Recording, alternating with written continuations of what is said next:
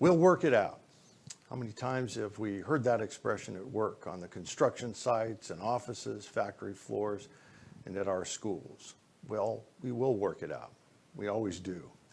And now we're faced with what may be the greatest challenge of our time, but it is just that, a challenge, to be faced, to be dealt with, and to be vanquished. America deals with challenges best when we pull together. Remember how shocked we all were right after 9/11?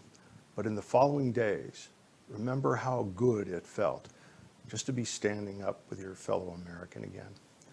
Those were the days that I think America felt a stronger sense of patriotism than at any time in my life.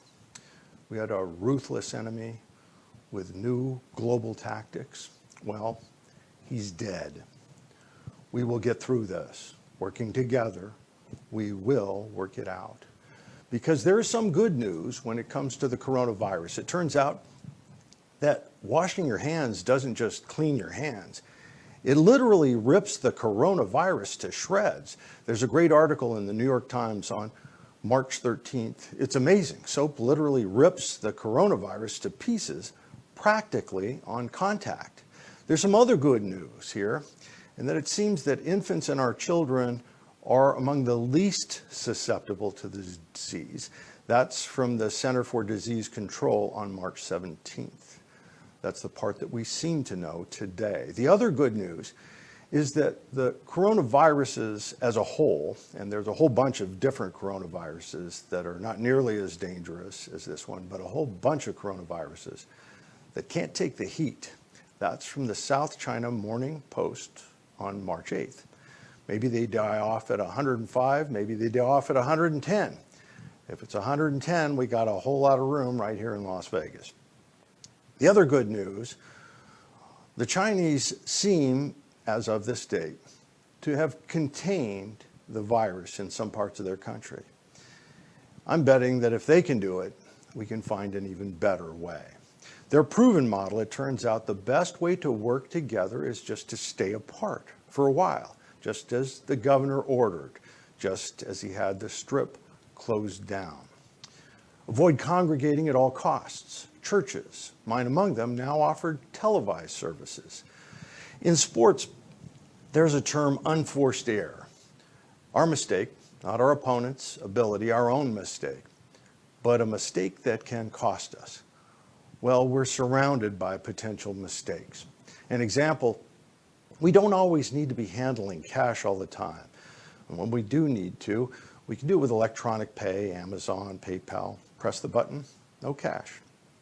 Or use a debit card. Replace towels with paper towels around your house. Or change towels daily. Wash your towels all the time. When we limit unforced errors, we increase our chances of containment. The Chinese did it. I think we can do it better, maybe faster, if we're smart.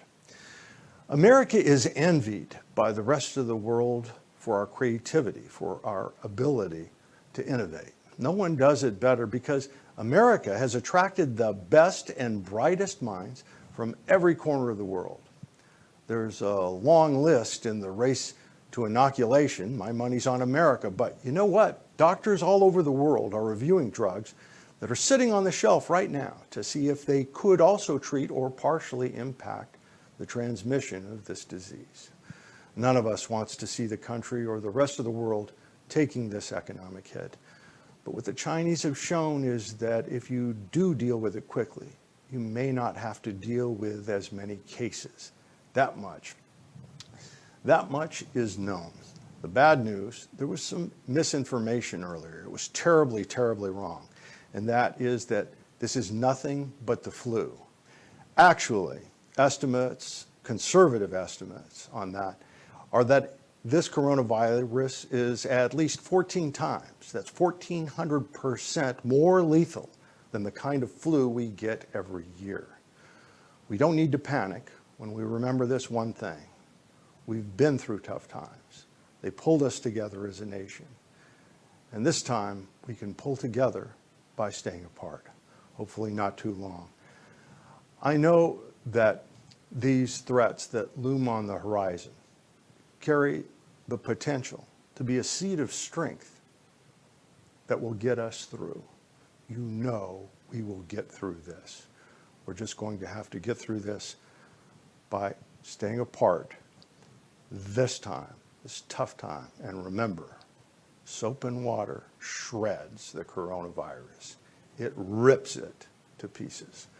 We will consistently be speaking with community leaders in an effort to keep you updated with vital information. So please remember to like this page and subscribe to our YouTube channel. I'm Mark Fierro.